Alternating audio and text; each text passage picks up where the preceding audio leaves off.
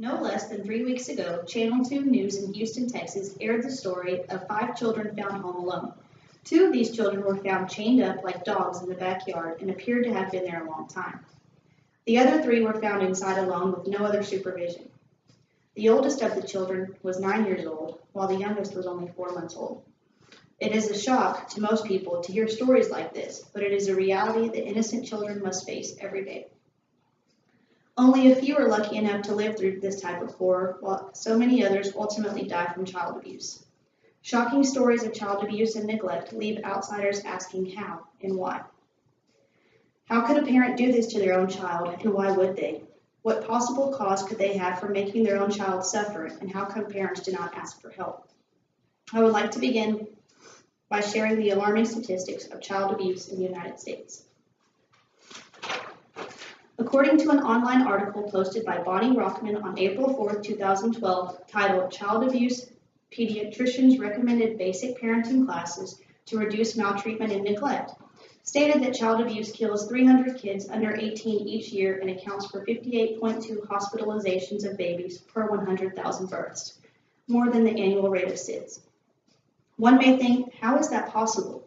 Kids aren't around bad people all day, such as kidnappers and murderers. They are around their parents and caregivers. Well, sadly, most of this abuse comes directly from their parents. ChildHelp.org indicated that in a recent study that around 80% of child maltreatment fatalities cases identified at least one parent as the perpetrator. Well, if parents are the ones abusing their own children, how can we tell who is more at risk? Believe it or not, there are certain children that have a greater chance of abuse over others. An article called Preventing Child Abuse and Neglect with Parent Training, Evidence and Opportunities,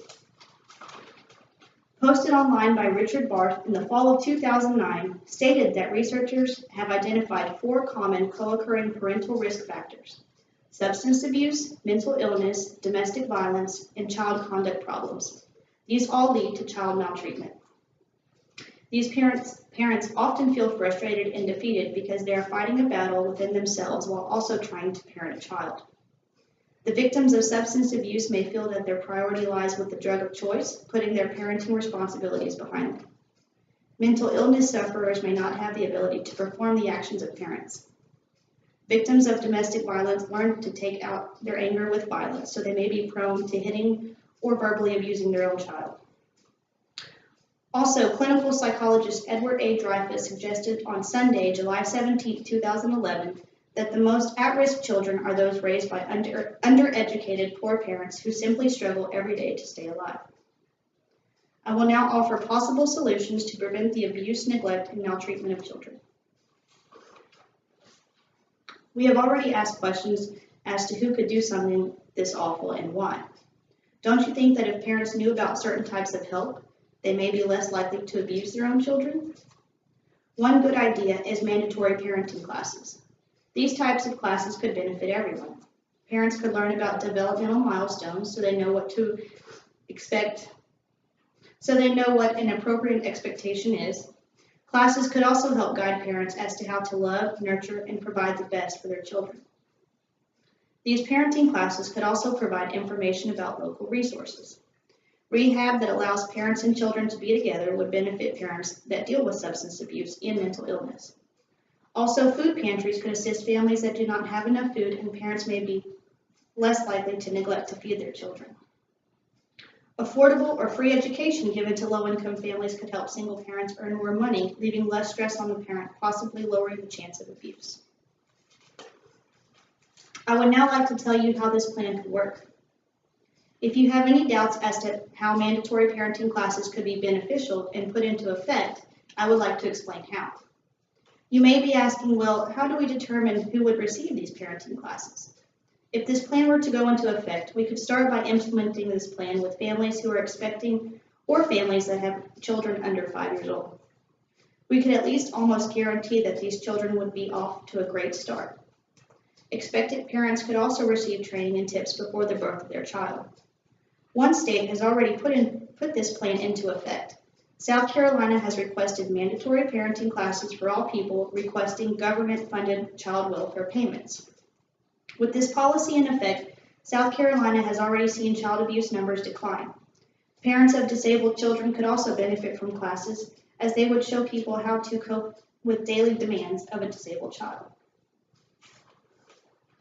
So how can mandatory classes do more harm? They couldn't. Less children would be at risk of abuse.